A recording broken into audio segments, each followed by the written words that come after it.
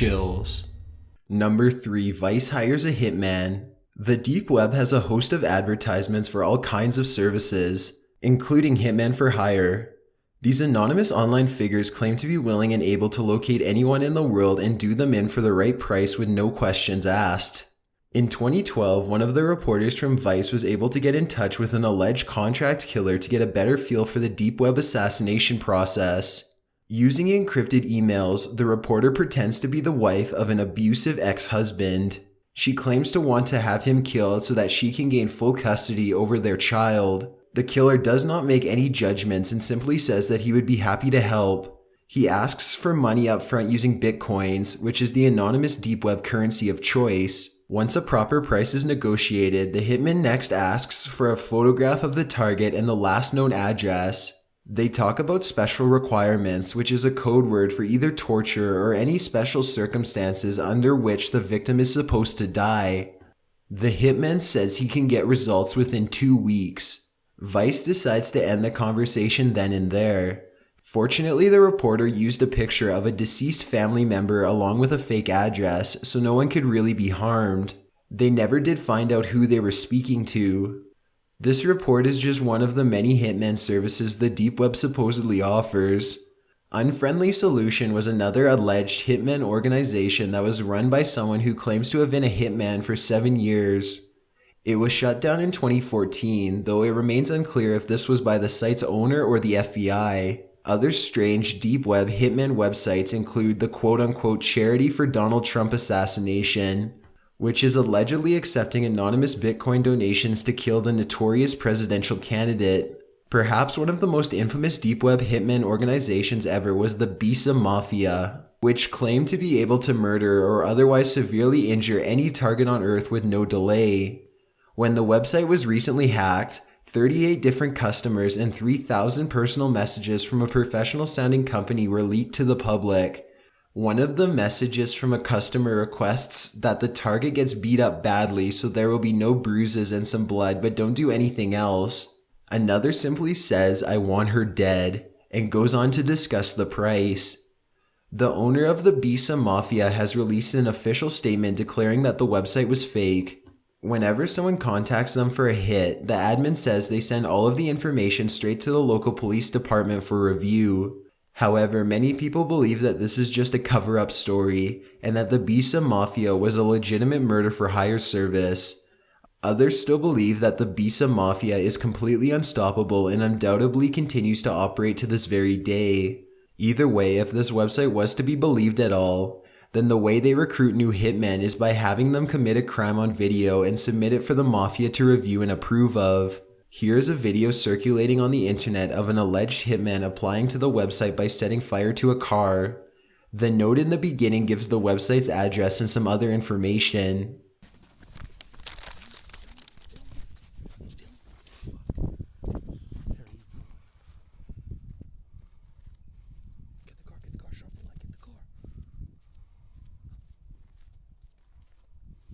Number 2, cannibalistic desires.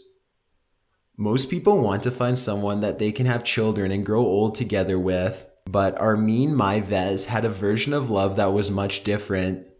He was obsessed with the idea of eating another man's body.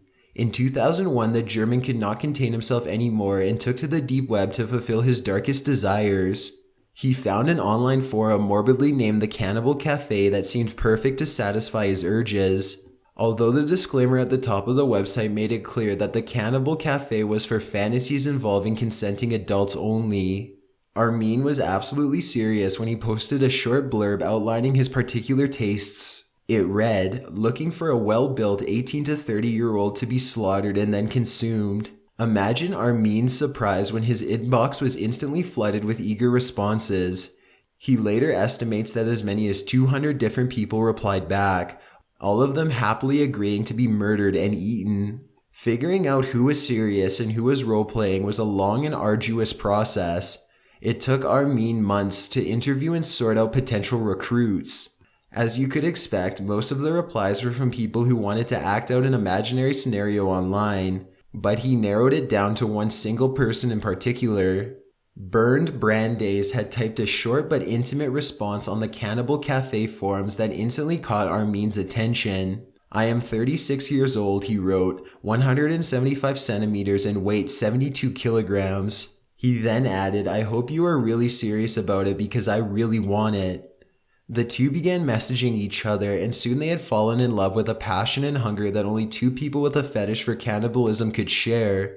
Burned lived nearby, and they arranged a date and time that was most convenient for him to be killed and eaten. The two could not be happier about the fatal relationship and regularly bantered back and forth. On the day before their date, Burned wrote, quote unquote, "I'll bring myself for breakfast," at which point Armin replied, "I'll have an appetite, rely on it." Burned arrived at Armin's farmland estate and entered a soundproofed slaughter room. Here, they discussed a mutual interest in computers while smoking cigarettes and drinking coffee. It was as if they were old friends and nothing out of the ordinary was about to happen. Burned suddenly began to have a change of heart and wanted to leave. He was persuaded at the last minute by his cannibal lover to stay. They had physical relations with each other, and then Burned chased 20 sleeping pills with half a bottle of liquor and prepared to die. He passed out a short time later. Armin put Burned in a bathtub. He set up a camera and recorded every last moment as he calmly removed Burned's genitals and fried them to eat. He then read a Star Trek novel as he waited for Burned to die in the bathtub, checking his friend's vital signs every 15 minutes to see if he had finally passed. When hours had passed by, he grew tired of waiting and stabbed his lover in the neck to hurry things up. Then he chopped him into pieces to save for later. Oh, and he buried the head in his garden too. Armin later recounted to authorities in detail how he prepared for his first act of cannibalism. First, he decorated the table with the nicest candles that he could find to set the right kind of mood. Then he bit into a cut of rump steak that had been taken directly from Burned's back. He described the taste of Burned to authorities as pork, yet much stronger. It was a taste he had yearned for over 40 years to taste. He had first thought of eating someone when he was a small child. Psychologists say that Armin and others like him sexualized cannibalism as a way to keep people in his life forever. As a child, Armin was abandoned by his entire family at a young age and grew very bitter as a result. This was around the time that he began to think about eating people for the very first time at just 8 years old. To put it very simply, eating people was Armin's way of making sure that he could never be left by them again. You would think that Armin would have been satisfied for a while after this encounter, but he was not done yet at all. Emboldened by the relative ease of his recent kill, he quickly went back to the deep web to find more people to devour. Unsurprisingly, he eventually creeped out enough people with his confessions that one person alerted the authorities and explained to them that a man was going around openly admitting to murder and cannibalism online. When police traveled to Armin's farmhouse to investigate further, they could find nothing out of the ordinary at first. It seemed like he was going to get away with his crime. When they looked at his freezer, however, they saw that it had a false bottom. Underneath, there was a weird-looking meat inside. At first, Armin said that this was from a wild pig he had killed and slaughtered, but they quickly determined that this was human flesh. Burned had been frozen and was being saved for later. At his trial, Armin said the only thing that he was guilty of was giving Burned a nice death.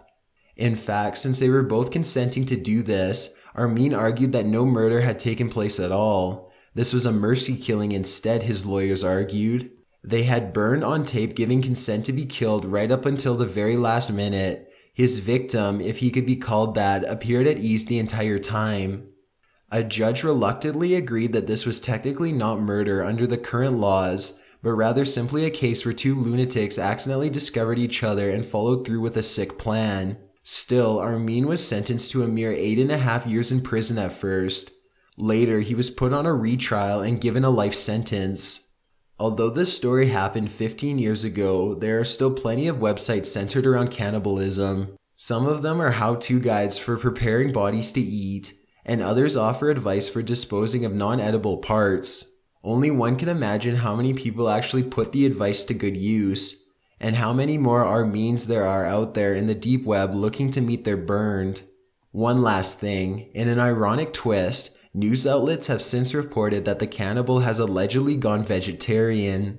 Number 1. The Australian Monster. In 2011, con artist Peter Scully knew that his days of scamming the Australian public were coming to a close. He had an upcoming trial date to face 117 separate charges for fraud and deception. So instead of accepting his fate with some semblance of dignity, he instead decided to escape all the way to the Philippines and start a life as a professional pedophilic murderer. Once away from the Australian government's reach, Peter considered his options. He was rich by the impoverished country's standards and could buy whatever he wanted, which in Peter's case were small children to commit unspeakable acts with. Peter quickly learned that getting children in a poor country full of starving youth was almost too easy. To achieve his sick goals, he recruited older teenagers who were usually also prostitutes to lure other victims back to his home with the promise of giving them food. He had 2 main girlfriends in particular who regularly supplied him with other neighborhood children to prey upon.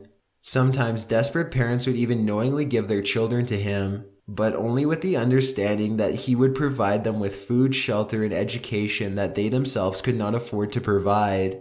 Peter could obtain a child in this manner for as little as a 5-pound bag of rice. If the family knew his true intentions, however, they would have never done this. One day, one of Peter's girlfriends came back with 2 young cousins for him. Peter had the cousins wear dog collars and do unspeakable acts as he filmed and assaulted them.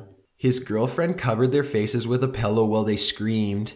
The following day, he told the cousins to dig their own grave and prepare to die. According to Peter's girlfriend, at this point she felt sorry for them and released them from their chains. They escaped, but others were not so lucky. Not only had Peter been abusing children this entire time up to this point, but he was also using the deep web to profit off their misery.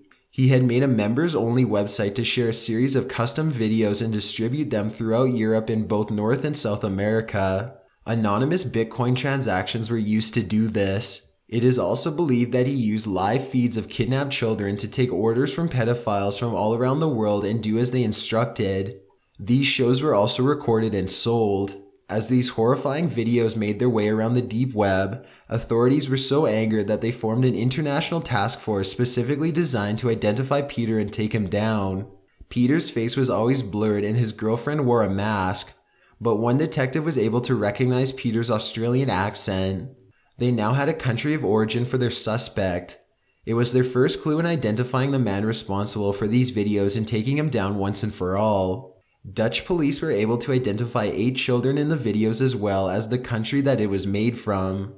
Authorities knew that they were now looking for an Australian man who had moved to the Philippines. They were also able to identify his girlfriend despite her mask. There were 15 filming locations total, and 5 of the settings were inside houses. Using frame-by-frame footage, the task force was able to identify the 5 separate houses by matching specific areas of the interior, such as the stairs, tiled floors, and windows with those seen in the video. One of the creepiest locations would be a bare attic. The walls form into a triangle shape and there's a picture of the Virgin Mary on one side of the room, and another section that is entirely covered in newspaper comic strips. To imagine that this is one of the many locations where the innocence of countless children was taken is horrifying. One of the properties belonged to Peter, a man with a voice that matched the videos. They now had their man. Eventually, they were able to identify Peter's home address and rushed to arrest him. He seemed to be relatively calm about the entire situation. When he was captured, he only asked for cigarettes and did not say much else. The children in the video were almost all identified and rescued, though at least one remains at large. Sadly, one victim was positively identified as deceased. Her remains were found in a shallow grave under the kitchen floor of a house that Peter had at one point rented. She was made to dig her grave before Peter strangled her. Her death is believed to have been recorded and sold on the deep web. One of Peter's girlfriends brought the authorities to where the girl was. She says that she wasn't around when it happened, but that Peter had told her about it later. In reality, however, she carried out a lot of the abuse herself. She was the one wearing the mask in the video. She and Peter are both awaiting trial. Peter has since tried to entirely pass all of the blame onto his girlfriend, saying that she is the active one in all of this, and that he was merely passively letting her fulfill her wishes. The two are ready to testify against each other at their trial later this year. As if this weren't enough, The arrest of Peter Scully helped bring another Australian pedophile to justice, a 22-year-old man named Matthew Graham. This psychopath is responsible for running the dark web site known as Hurt to the Core, which specializes in appalling content where children are severely injured. He and Peter were close friends online, and Peter sent many of his videos to Matthew in return for access to other people's child abuse videos. Among other charges, Matthew is accused of using his deep web network to give advice to a Russian kidnapper about what to do with a 5-year-old girl, and to host a volume of child abuse videos that were made by another Australian man who owned several daycare centers. Matthew himself was sentenced to 15 years hard time for running his horrendous deep web network. He was a babysitter at the time of his arrest.